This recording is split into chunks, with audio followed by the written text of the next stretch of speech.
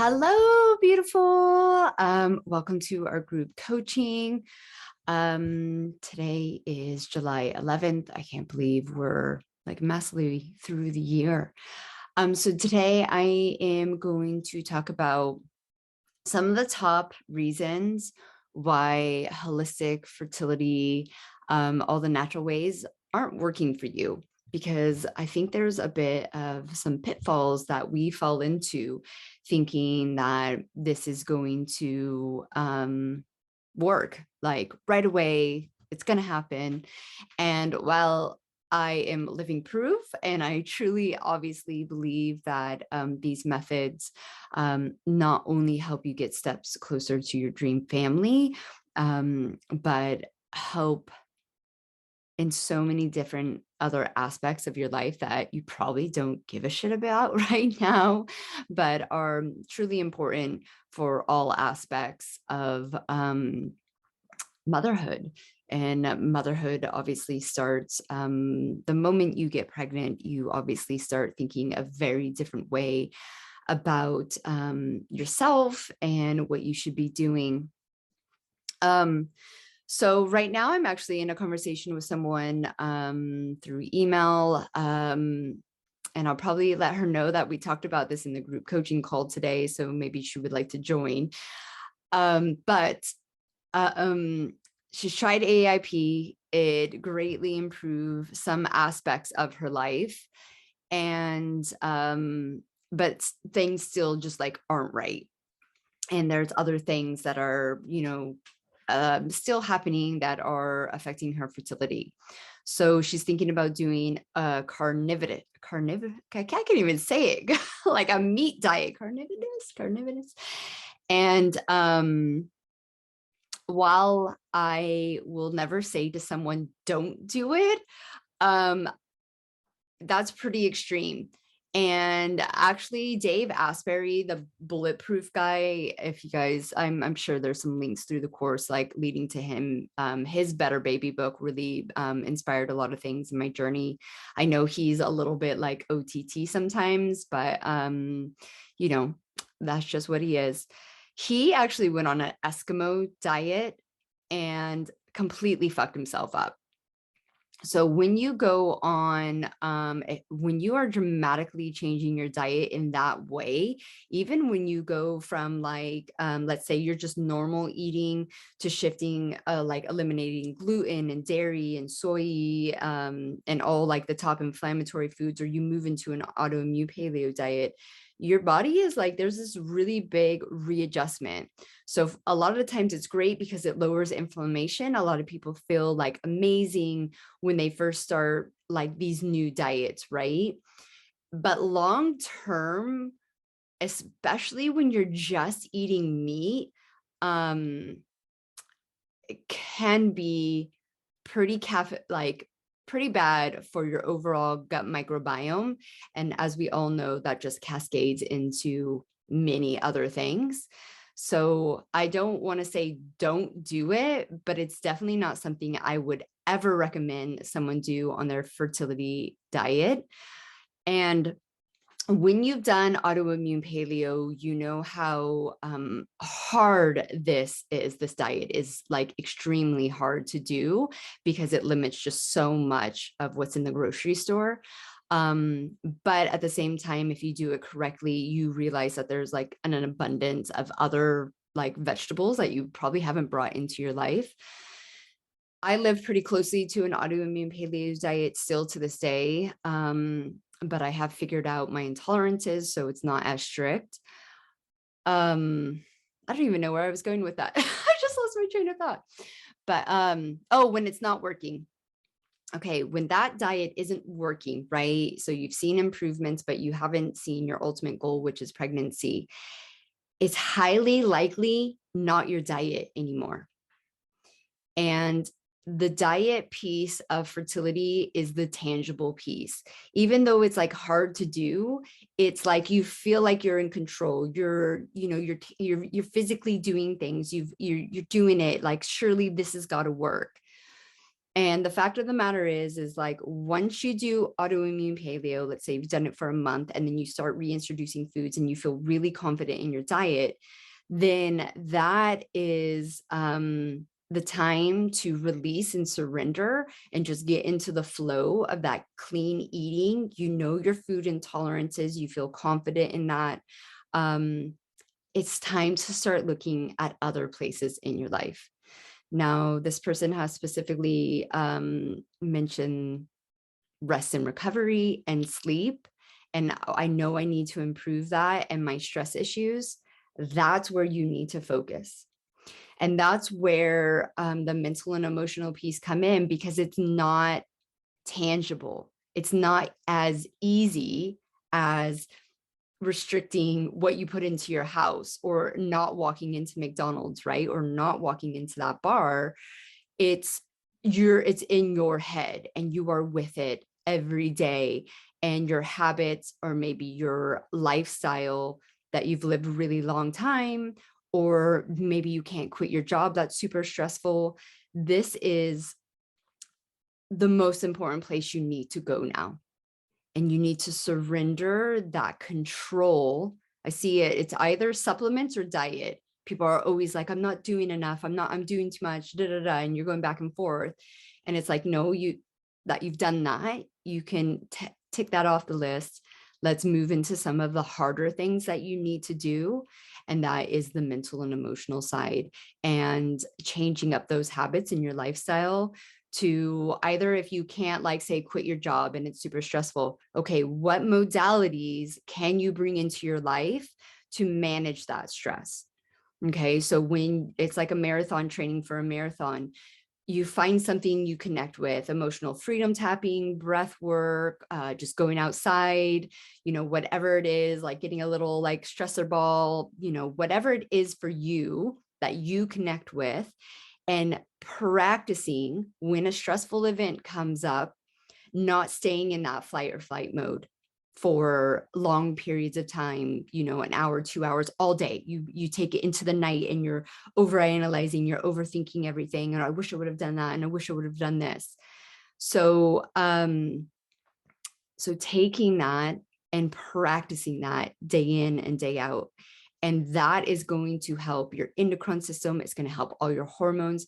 If you're dealing with autoimmune issues, it's going to help reduce all that inflammation. And these things aren't overnight, right? Diet can literally be an overnight thing. You could wake up one day and just be super committed and like, fuck it, I'm going to get rid of everything. I'm going to do this. And you can see dramatic results. But the stress and the mental and emotional and the lifestyle just take a little bit longer to really be impactful and see those big shifts in yourself, because it's like, I don't know why, it's just harder. It's just fucking a lot harder. So when you are on this journey and you feel like it's not working and you're just really stuck on your diet piece or your supplement piece, or even like your drug regime piece, it's time to get real with yourself and start looking in the other areas that we talk about within the formula, and just say, where can I put my focus on those? How can I, reduce all that stress? How can I get better sleep? So that is a big hang up that a lot of people get on. And I know I did too. Yes, it's vitally important to find those food intolerances. And like you guys know my story, I went paleo for a year. I still wasn't getting pregnant. And it was the autoimmune paleo diet that helped me find those hidden food stressors. But if you've done that already, it's just time to look other places.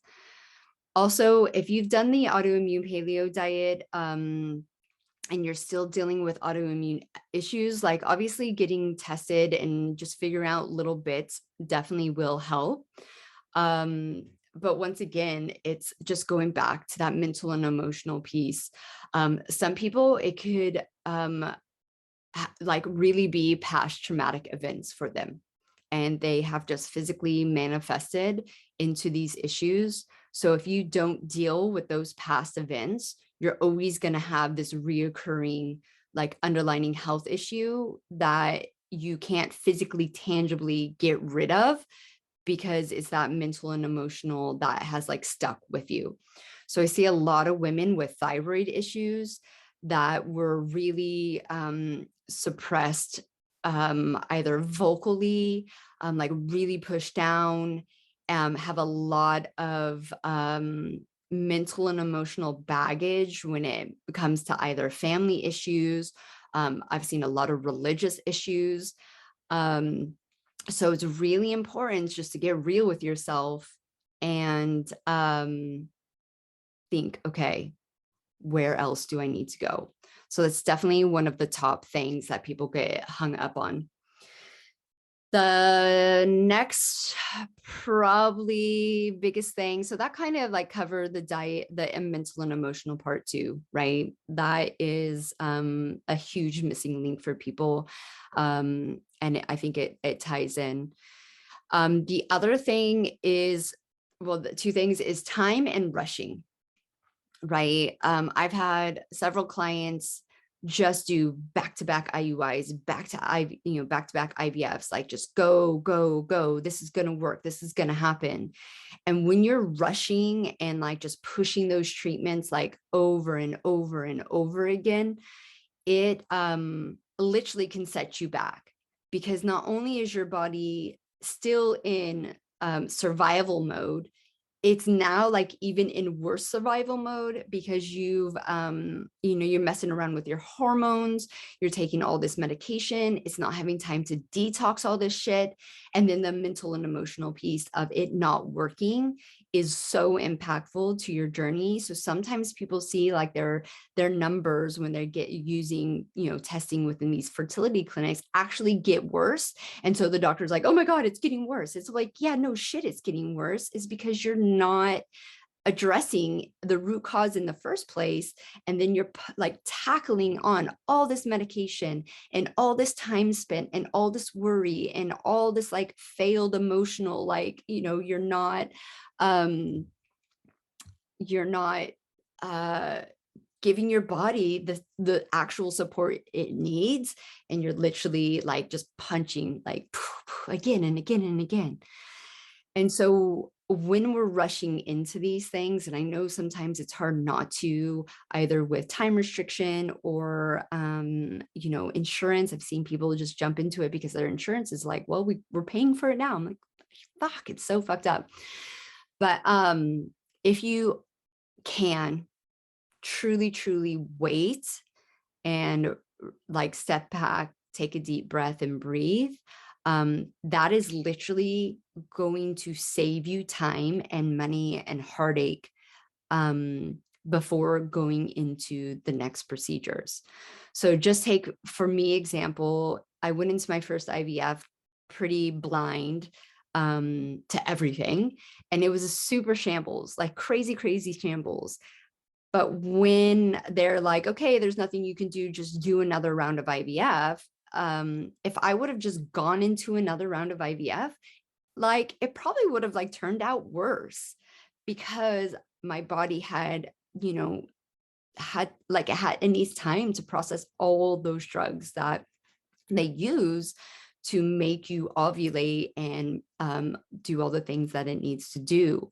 So I would have wasted a shit ton of money, and I would have wasted that time when I definitely used my time better. And I didn't know this. Like, I can only say this with hindsight, and this is why I'm telling you guys these things, so you don't have to go through this, is that when I took my time, and I took a long time in between our IVFs for various reasons, but during that time, I was increasing my health.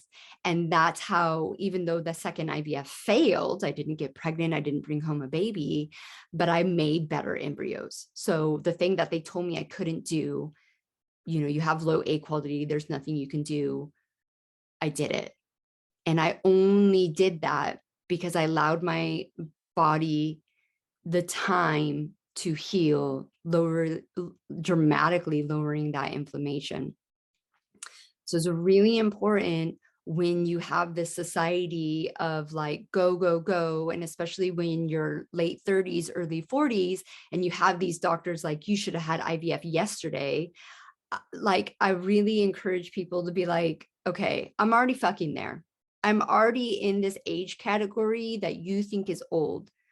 6 months from now is not going to dramatically reduce my chances, because I now have the knowledge that my body is able to heal, and it's more important about my cellular health than my actual age. You're not going to turn 55 in the next 6 months. You'll be 42. So really try to disconnect from the bullshit that they're telling you, that this is a time game and it needs to be rushed. Is like the furthest thing from the truth. Now, in saying that, if you are older, excuse me, you are older, it's still incredibly important to take that time, heal the body, and improve your cellular health. But you might want to use IVF or IUI this is where you can speed up time and collect a lot of eggs at one time, especially through IVF. But it's vitally important that you improve that cellular health before you go into these treatments. And I mean, this is for anyone who's been on their journey for a really long time. I'm not going to say don't go do IVF if you're just like, I need to, be over the shit, get it over and done with. But really take the time to improve that cellular health before. Okay, so time. So I think that kind of covers like the time thing too, with maybe not. So when you're doing a holistic functional approach, it is all about time. It is about surrendering. It's about patience. It's about all the things that we feel in lack of. Because when you surrender, you don't feel like you have control. When you say, I'm going to give it time, you already feel time poor when you're dealing with fertility issues. You've already been on this journey for what feels like a fucking eternity. So these are the things that I would say we're most fearful of. Like, if I give into this, is this me losing all my chances, right? Because I feel like I know I can relate to when I was doing a round of IVF, I kind of felt like I was doing even more to get to my ultimate goal because IVF is tangible. Where the reality is, the time that I spent healing in the various different ways that I use was the valuable time that I needed to get pregnant naturally. And remember, I couldn't get pregnant at 27. I couldn't get pregnant with the assistance of IVF at 30, but I got pregnant naturally at 36. So I really want to hone in on the point that my age didn't fucking matter. It was my cellular health. And the only way to improve your cellular health is to give it time, is to surrender, let go of the BS, find ways to do the stress management, clean up your diet, clean up your environment, doing all these physical things. And I know it can feel like completely frustrating because the crackhead on the street, God bless her soul, doesn't have to do any of this shit, and she's popping out babies, right? And we just have to remember this journey is very personal. We cannot compare ourselves to anyone else, because the only thing that does it makes it more frustrating, and it makes it feel less achievable. So what you really want to do is to attach to people who maybe have a very similar journey and have the outcome that you want. Or just even attached to, I know I like blocked out like a lot of like pregnancies and like disconnecting myself from that. But you really want to do the opposite. You want to bring that energy in, and you want to hold that focus, and you want to hold that feeling of you can get there. Because the fact of the matter is that you are the only one that can make this happen for you, right? Like I always say, you have to show up in the ways that are going to work for you. And that's going to be different for everyone. And your genetics play a role in this. But remember, your genetics are the gun, and your diet and your lifestyle are the bullets that make that gun work. So figuring out what you need to do is super important. and then just give it time and be open to tweaking it as well.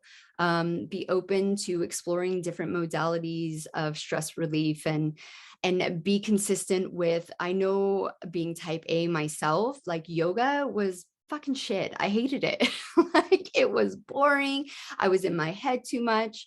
But I kept going, and I kept like going to different places. I'm like, this one doesn't suit me. I don't vibe with that.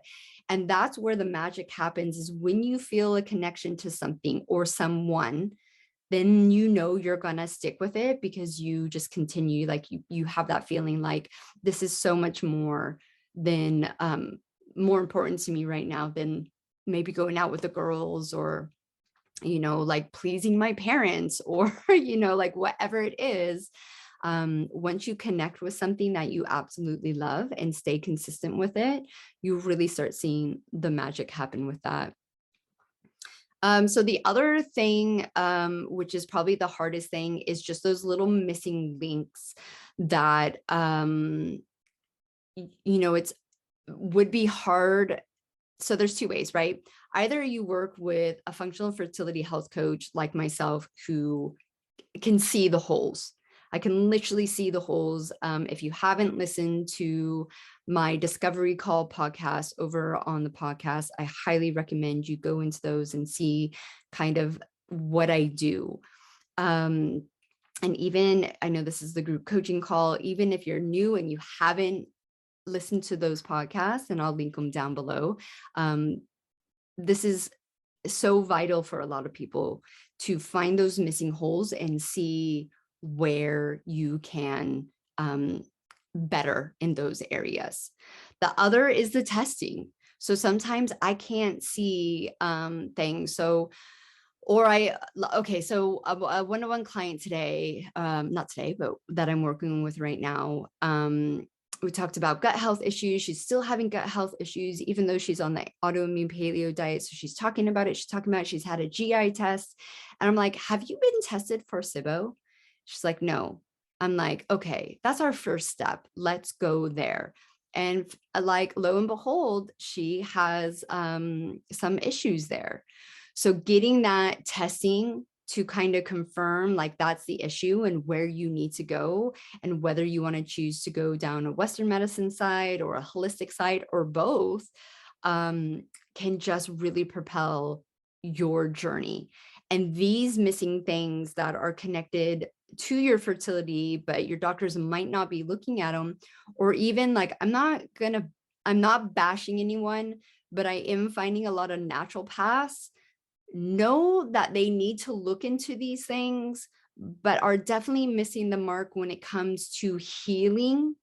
So I don't know what the disconnect is there. I don't know why they want to look in it, but then don't give like really thorough, like functional assistance to like get rid of the fucking issues.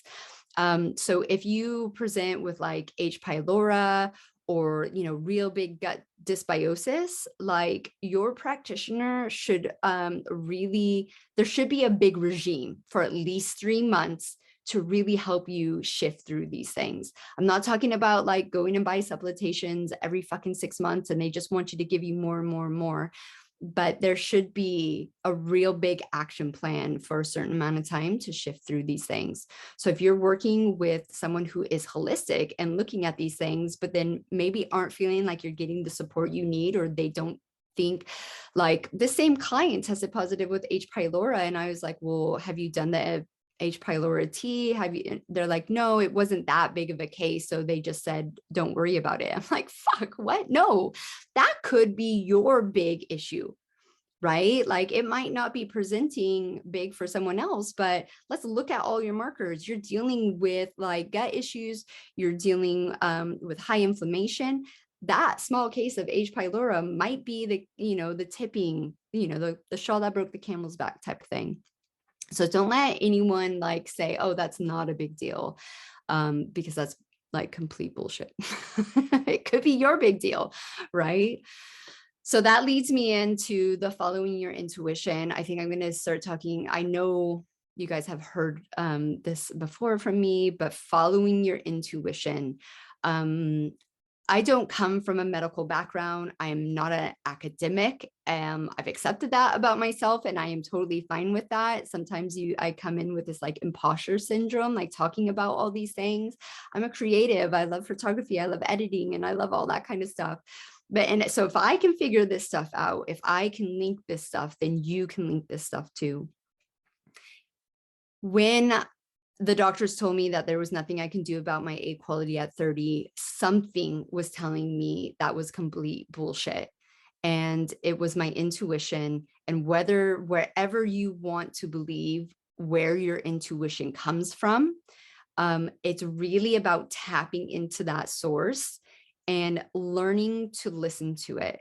So above the noise, above what your doctor is telling you, above what like anyone, like a health coach, like the guru, like whatever they're saying, if you can tap into your body and really ask your body, is this true for me? Do I need this? Should I do this? Your body will literally tell you. And sometimes it's not the answer that you want, so you don't listen. But I can really reassure you that when you don't listen to your intuition, that's when those life lessons come and you're like, what the fuck? And like whatever God, universe, spirit, we're like, well, we tried to tell you, remember that feeling you had? Like, remember, and you didn't want to listen. Well, this is the outcome of not listening. And so like for me, we specifically went to a IVF clinic that was doing the immune testing because I knew that was something to do with my issue. Even though I wasn't presenting as a normal autoimmune patient, that was my issue. And the doctors talked us out of it. They're like, you're not having recurring miscarriages, just try another IVF. The the test is really expensive. And we're like, okay. And I remember sitting in there going like, don't do it. Don't do it. Just get the fucking testing before you do the IVF. And I didn't listen. And my lesson was another failed IVF. And so it's just really important to tap into that source that everyone has in them. And it doesn't matter what religion or belief or non-belief that you have, you just, everyone has it in them. And once you're able to really get in tune with that, then you can just make better decisions for your journey. And it can relate back to all these things I just talked about, the missing links, the mental and emotional, the rushing, the diet, the time. Just really step back into those things and trust yourself. Trust yourself. Your body is always healing. If our bodies were not self-healing mechanisms, machines, whatever, everyone would be dead, especially in like this day and age. Like we would all be dead from the toxic overload of everything in our lives right now. So your body is healing and your body will get out of survival mode if you do the things that it specifically needs to get in the thriving mode. And thriving mode is what we want for a healthy pregnancy. Now remember, pregnancy isn't a sign of health. Sick people get pregnant all the time. It doesn't make it right. And even though nothing is set in stone, I'm not saying that you have to be perfect to have a healthy baby, but the evidence is out there that your genetics, your epigenetics gets passed on, and it starts from your egg and your sperm. So that's why it's so vitally important to increase those qualities before they meet. Then the embryos have a better chance. Obviously, your body is in a better condition to welcome and grow this baby. And I talk about it as like a seed, right? You have to think of your embryo as a seed, and you don't just go put a seed in a dry, crappy environment and like, fingers crossed, it's gonna grow. You want to give it the best environment that you can. And, that's your job as a mother. Before you become a mother, that is your job in this day and age. We just live in a very different world than our grandparents lived. And we have to, unfortunately, overthink things. Our ancestors didn't have to deal with the shit that we have to deal with. Um, and I think you'll see when you start putting all these things into place that, and that's why I talk about being conscious. I want conscious mothers because the things I did before I had my babies allowed me to be a better mother. And that's ultimately what we want, right? Like we want to have a happy and healthy pregnancy. We want to have a joyful labor. We want to have a beautiful postpartum. We want all these things. And the reality is a lot of us are just kind of getting denied these things because of fucking society. So yes, that is our group coaching call today. I really, really hope you enjoyed it. And remember, you can send me an email if you can't make the live group coachings so I can answer your questions specifically. And yeah, we'll see you next week.